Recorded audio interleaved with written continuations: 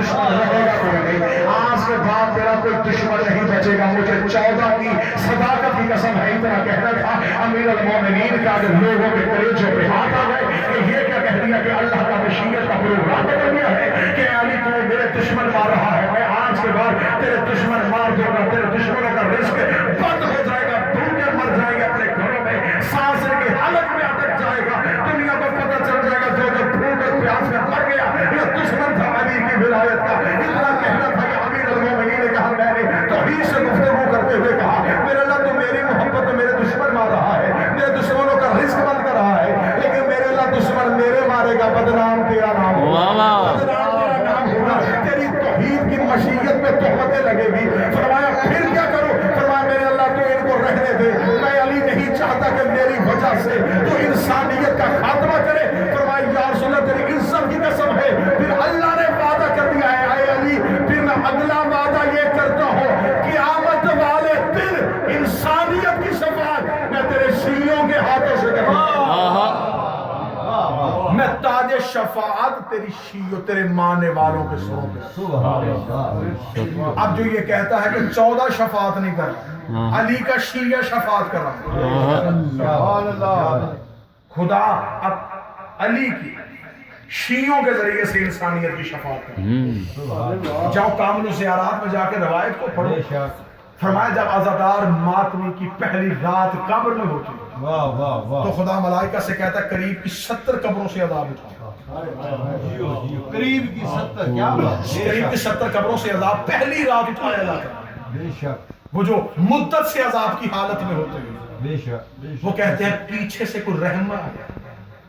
ہمارے حسین نے کچھ نہیں جانا. اس کا غیظ اس کا غضب رحمت پہ کیوں ڈھل گیا؟ ملائکہ کہتے ہیں شکر کرو کہ تمہارے قبرستان میں حسین کا عزادار آ گیا. اس کی رحمت کی وجہ سے خدا نے قرب کی قبروں سے عذاب اٹھایا. کامل زیارات میں ہی میرے چوتھے بادشاہ سے پوچھا گیا میرے مالک حسین کی عزاداری جو اتنی فضیلت ہے میرے مولا تو بتا سکتا ہے کہ حسین کی عزاداری اس کا اجر کیا ہے؟ اتنا کہنا تھا. یہ کامل زیارات میں لکھا کہ میرے چوتھے بادشاہ اٹھے. امام نے فرمایا کہ تو نے سوال وہ کر دیا ہے کہ میں سجاد مجبور ہو گیا ہوں کہ میں بتاؤں کہ میرے جد کی عزاداری کا اجر کیا ہے. مولا بتائیے آپ کے جد کی عزاداری کا اجر کیا ہے؟ امام نے فرمایا ایک سب سے چھوٹا اجر ایک ہے سب سے بڑا اجر. تو بتا دو چھوٹا اجر سنے گا یا بڑا اجر؟ سائل نے کہا میں کیونکہ فلسفہ موت میں گفتگو کہ حسین کے عزادار کی موت. فرمایا مولا پہلے چھوٹا اجر سنائے پھر بڑا اجر سنائے. فرمایا ہو حسین کا عزادار کرتا ہو حسین سے محبت اس کی آنکھ میں رہے حسین کی محبت میں آنسو وہ مر جائے دنیا چھوڑ کے چلا جائے میدان قیامت ہو. میدان قیامت چھوٹا اجر سب سے چھوٹا سب سے چھوٹا اجر میرا بادشاہ فرما رہا. میرے بابا نے فرمایا قیامت کا میدان ہوگا امتیں کھڑی ہوں گی انبیاء کھڑے ہوں گے یا حقیقت کبریائی میں حسین ظاہر ہوگا. بٹھایا جائے گا عدل کی کرسی پر حسین کہ حسین تو نے بقائے توحید کے لیے سب کچھ دیا وعدہ تھا آج حسین انصاف تیرے ہاتھ. کرسی عدالت میں بیٹھے گا حسین یہ ہاتھ پہ غیبی سے ندا آئے گی آواز قدرت آئے گی کہ حسین کے عزادار ہو. فرمایا عالم قیامت میں معصوم فرمانے کہ میدان قیامت میں حسین کے عزاداروں کو علیحدہ اکٹھا کیا جائے گا یا حسین رحمت اور بخشش کی نظروں سے اپنے عزاداروں کو دیکھے گا. دیکھنے کے بعد حسین ان میں سے ایک عزادار کو بلائے گا. فرمایا یہ کھڑے ہیں عزادار انہوں نے کیا میری محبت میں ماتم لوگوں نے ان کو مارا انہوں نے میرا غم نہیں چھوڑا انہوں نے گردنیں کٹوائی انہوں نے میرا پرسہ نہیں چھوڑا انہوں نے گھر چلوائے انہوں نے میری عزاداری نہیں چھوڑی انہوں نے اپنا سب کچھ بیچ کے گلی گلی میں حسین حسین کیا ہے. انہوں نے اپنا جسم کاٹ کے زمانے کو میری مظلومیت بتائی ہے. آج میں حسین انبیاء کے سامنے امتوں کے سامنے انہیں قرض واپس کرنے لگا ہوں. اتنی دیر میں حسین اپنے عزاداروں سے کہے گا ان میں سے ایک عزادار آئے اور اپنی مرضی کے 70 گناہگاروں کو جنت میں لے جائے. مرضی کے 70 گناہگاروں کو جنت میں. سبحان اللہ. بے شک نبی کی لقب ہے شفیع المذنبین، گناہگاروں کی شفاعت کرنے والا۔ بے شک یہ لقب حسین کے پاس آیا، حسین نے اپنے ماتمی کو عطا کیا۔ واہ واہ کیا بات کیا بات حسین کا ایک عزادار 70 گناہگاروں کی شفاعت۔ بے شک ایک ایک عزادار کے پیچھے انسانیت دوڑے گی۔ سبحان اللہ اللہ سے رحم کی اپیل کرنے والے حسین کے عزادار کے قدموں میں رحم کی اپیل کریں گے۔ کیا بات ہے، سبحان اللہ۔ مولا یہ چھوٹا اجر ہے، یہ چھوٹا اجر ہے مولا، یہ شفاعت نبیوں کا کام ہے، یہ عزاداروں سے کروا رہا ہے، تو پھر بڑا اجر کیا ہے؟ اب جو عزادار بیٹھے ہو، ماتمی بیٹھے ہو، بڑے اجر کا نام آنا تھا، سجاد کی آنکھوں میں آنسو۔ میرے بادشاہ نے فرمایا اس سے بڑا اجر کیا ہوگا؟ میرے جد کے عزاداروں کے لیے جنت کے دروازے میں میری ماں فاطمہ کھڑی، سیدہ جنت کے دروازے پہ کھڑی ہو کے انتظار کرے گی اور کہے گی کہ جب تک میرے حسین کے عزادار نہ آ جائیں، ایک ایک عزادار کا شکریہ ادا کریں گے، ایک ایک ماتمی کا شکریہ۔ شب جمعہ بھی ہے، شب جمعہ کے لیے لکھا جاتا ہے، روحیں دروازوں پہ آ جاتی ہیں، دروازوں پہ آ کے اپنے وارثوں سے کہتی ہیں، گھر والوں سے کہتی ہیں ہم کچھ مانگنے کے لیے آئے ہیں۔ شب جمعہ ہو، گھر میں عباس کا دیا جلاؤ، بے شک لمبا چوڑا اہتمام نہ ہو، بہنیں بیٹیاں بچیاں لے کے بچے لے کے گھر میں شب جمعہ شام کے وقت بیٹھو، بیٹھ کے تھوڑی دیر کے لیے لائٹوں کو بند کر کے شام غریبہ کو یاد کرو۔ حسین کی محبت میں لکھنے والے عزاداری کے اصول، بے شک آپ نمازیں پڑھیں، حدیث کساں پڑھیں، آپ قرآن خوانی کریں، لیکن کسی جگہ پہ معصوم نے وعدہ نہیں کیا کہ تم نماز پڑھو ہم تمہارے پہلو میں کھڑے ہوں گے، تم روزے کے لیے دسترخوان سے جاؤ ہم آ جائیں گے۔ ایک ہی وعدہ ہے کہ تم حسین کی سمت جاؤ۔ رسول کی بیٹی کہتی کوئی آئے نہ آئے میں سب سے پہلے آؤں۔ لہذا اسی لیے مجربات اور وظائف کی کتابوں میں لکھا ہے کہ اگر شب جمعہ چاہتے ہو تمہارے مرحومین کی شفاعت ہو، گھر میں غریب کو چند لمحے کے لیے رکھنا، تم رونے کی نیت کرو گے، بقیہ والی بیوی آ جائے گی، جب بقیہ والی بیوی اس صف میں آ جائے گی پھر اس کا وعدہ ہے تم میرے غریب کو رو میں تیرے اولاد کو دوں۔ کوفے کی ایک عورتہ کے ساتھ یہ روایت نقل کی ہے کتابوں میں کہ یہ حسین کی مجلس کے لیے گھر سے نکلی تھی، مجلس حسین کے لیے گھر سے نکلی تو رستے میں قبرستان تھا، اس کے ذہن میں خیال آیا کہ تھوڑی دیر کے لیے اپنے بیٹے کی قبر پہ جاتی ہوں، پھر حسین کی مجلس میں۔ کتابیں لکھتے ہیں جب یہ قبرستان میں داخل ہوئی تو اس نے دور سے دیکھا کہ اس کے بیٹے کی قبر میں ایک مستور ہو رہی ہے، اس کے قدم تیز ہوئے، قریب جا کے اس نے مستور کو دیکھا، وہ برقعے میں لپٹی، اس نے قریب آ کے کاندھے پہ ہاتھ رکھے گا، بی بی یہ تیرے بیٹے کی قبر نہیں، میرے بیٹے کی قبر ہے۔ بی بی ہو سکتا ہے تو قبر بھول گئی ہے۔ روایت کہتی اس نے بھولنے کا لفظ کہنا تھا یا اس مستور کا ہاتھ ہے، فرمایا تو بھولنے والی نہ کہے، پھر بھی نہ پہچان سکی، فرمایا بی بی یہ میرے بیٹے کی قبر ہے، فرمایا تو مجھے بتا تو کہاں جا رہی ہے، فرمایا میں تو حسین کی مجلس پہ جا رہی ہوں۔ اس بیٹی کی چیخ نکلی آواز ہے حسین تیرا کیا لگا؟ کہتی بی بی وہ میرا مولا ہے، وہ میرا آقا ہے، وہ میرا بادشاہ ہے، وہ میرا شہنشاہ ہے، بی بی میں اس حسین کی محب ہوں، اس حسین کے عزادار ہوں۔ بی بی کی آواز ہے تو میرے بیٹے کو رونے جا رہی تھی، میں تیرے بیٹے کی نظر سے آ گئی ہوں، میں ہاتھ جوڑ کے کہی ہوں میرے اللہ جو میرے بیٹے کو رونے گئی اپنی اولاد کی نظر۔ یہ وعدہ ہے حسین کی۔ شب جمعہ ہو اپنے مرحومین کے لیے، آج شب جمعہ ہے، غریب کی مجلس بھی ہے، امام بارگاہ کا ماحول بھی ہے، جتنے بھی ہاں بیٹھے اپنے اپنے مرحومین کو ذہنوں میں رکھے، بالخصوص جن کے لیے مجلس ترہیم ہے، محمد فاضل صاحب، میرا مالک انہیں آج کی شب قبر میں مولا علی کی زیارت نصیب فرمائے، حشر میں حسین کی شفاعت نصیب فرمائے، حسین کی ماں اس خاندان کو مزید صدقوں سے محفوظ و مامون فرمائے۔ خوش نصیب ہوتے ہیں وہ مرنے والے جن کے پیچھے سے وارث ان کی میت اٹھائے، غسل ہو، کفن ہو، تدفین ہو۔ چوتھے بادشاہ مدینے واپس پہنچ گئے، یا ایک صحابی نے آ کے من آل کوفی نے آ کے مولا کے سامنے ہاتھ جوڑے، ہاتھ جوڑ کے کہا مولا آپ کی آنکھوں سے کربلا کیوں نہیں جا رہی؟ یہ آپ کی آنکھوں کا لہو بند کیوں نہیں ہو رہا؟ مولا ان آنکھوں کا لہو بند کریں۔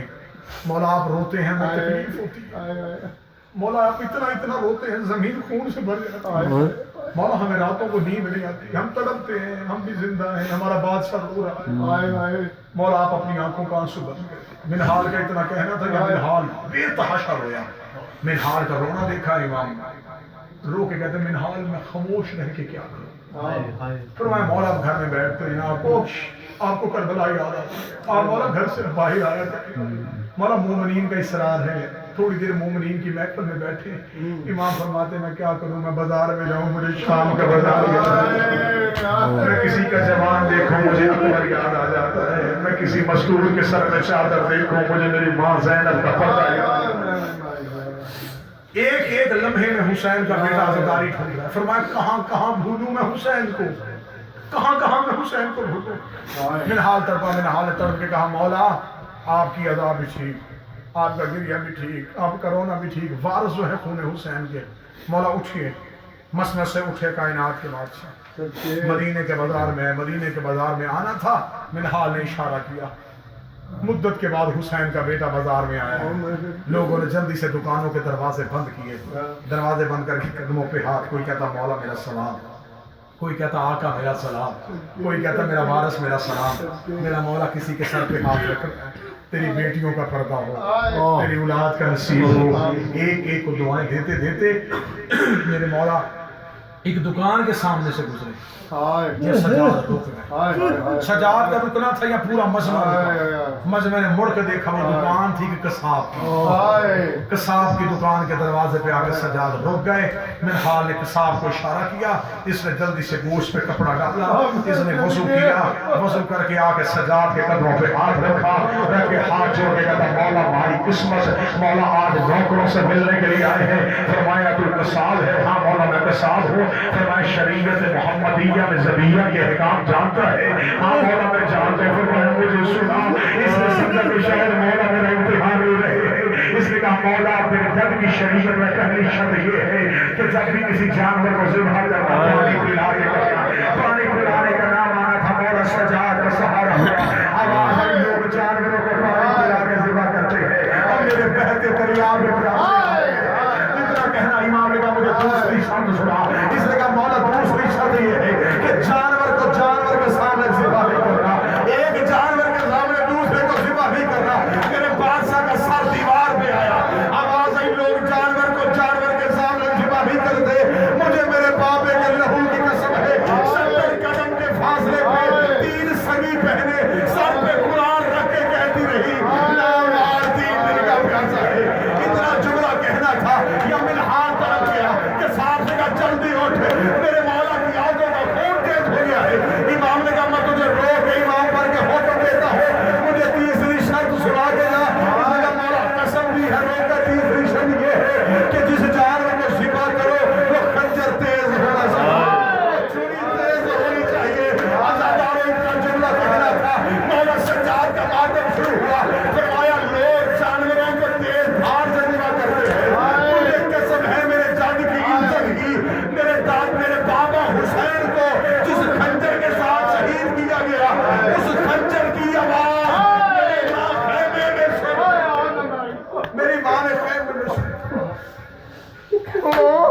مجھے معاف کر دینا حسین کے زداروں ماتمیوں، خنجر پھیرا نہیں گیا، ضرب لگائی، زیادت واحیہ میں میرا بادشاہ فرماتا میرا سلام ہو میرے اس مظلوم جسے پسے گردن قتل کیا، اتنا جملہ کہنا تھا یہ سجاد تھا، عزاداری کی بنیاد دیکھیے گا کیسے گلی گلی میں حسین کا ماتم پہنچا رہا ہے، حسین فرمایا میں یہ سب دیکھتا ہوں، میری آنکھوں سے کربلا نہیں جاتی، میری آنکھوں کے سامنے سے کربلا کا منظر نہیں جاتا، میں کیا کروں، ایک لمحے میں مجھے حسین کی عزاداری یاد آتی ہے، ایک لمحے میں مجھے حسین کا ماتم یاد آتا ہے، سارا دن بیٹھ کے مدینے کے مومنین کا آنا، میرے مولا سجاد نے مجلس شروع کر دی، مجلس ختم ہونی، مجھے معاف کیجیے گا، مجلس اختتام کا اعلان نہیں ہوتا تھا، خطیب بے ہوش ہو جاتا، سامنے اٹھ کے چلے جاتے، خطیب کی آنکھوں سے کربلا بہنا شروع ہو گئی. ایک دن میرے مولا سجاد نے آنکھوں کا خون صاف کر کے بیٹھے. جب بیٹھے سارا مجمع چلا گیا, ایک شخص بیٹھا ہے. مولا نے آنکھوں کا خون صاف کیا, چہرہ پہچانا. پہچان کے میرے مولا کی آواز ہے, عبداللہ, چچا عبداللہ. جو نہیں سمجھ سکے سرکار عبداللہ ابن جعفر اونو محمد کے بابا. فرمایا چچا عبداللہ آپ کیوں نہیں گئے؟ فرمایا مولا آپ کے انتظار میں. جی چچا عبداللہ. جناب عبداللہ نے ریس سے سر اٹھایا. مولا سجاد نے دیکھے کہا چچا عبداللہ آپ کے چہرے پہ کوئی سوال ہے. سوال کا نام مانا تھا جناب عبداللہ تڑپ پہ. تڑپ کے کہتے جو چہرہ پڑھ سکتا ہے وہ سوال جانتا ہے. مولا واقف ہو گئے کہ میرے چہرے پہ سوال کیا. فرمایا چچا عبداللہ ہم خاندان آل محمد ہیں. چچا عبداللہ تو سوال میں پورا کرنے کے لیے تیار. جتنے سوال بیٹھے ہیں میں ہاتھ جوڑ کے مہمان بن کے معافی مانگ رہا ہوں. معافی مانگنے کے بعد میں سوال سنانے لگا ہوں. جناب عبداللہ نے سر جھکایا. سر جھکا کے کہنے کہ مولا چہرہ بھی پڑھ لیا, سوال بھی جان لیا, اگر زبان سے کہنا ضروری ہے مولا میں اجازت لینے کے لیے آیا ہوں. مولا اگر آپ کہیں تو اونا محمد کی ماں اپنے گھر واپس چلے جائے. مولا جب سے آپ کربلا سے واپس آئے مولا تیری عزت کی قسم ہے میری دو بیٹیاں صبح کی نماز پڑھ کے دروازے پہ کھڑی ہوئی شام تک تیری حویلی کو دیکھتی ہیں. شام کو کہتی ہیں بابا آج بھی اما زینب رات میں سنے. مولا منت کرنے کے لیے آئے ہوں. اتنا جملہ کہنا تھا بس حسین کے رضارو. ایک سطر میں اتنا جملہ کہا کہ اگر آپ کہیں تو بی بی اپنے گھر چلی جائے. اتنا جملہ کہنا تھا کہ مولا سجاد ہوئے. رو کے کہا چچا عبداللہ یہ سوال نہیں تھا. چچا عبداللہ یہ تو حق ہے. حق ہم نہیں پورا کریں گے تو کون کرے گا. اٹھے حویلی کے اندر گئے. جیسے مردوں میں مجلس ہو رہی تھی ویسے ہی اندر مستورات میں مجلس ہو رہی تھی. علی کی بیٹی اکبر کا گھوڑے سے اترنا پڑ رہا ہے.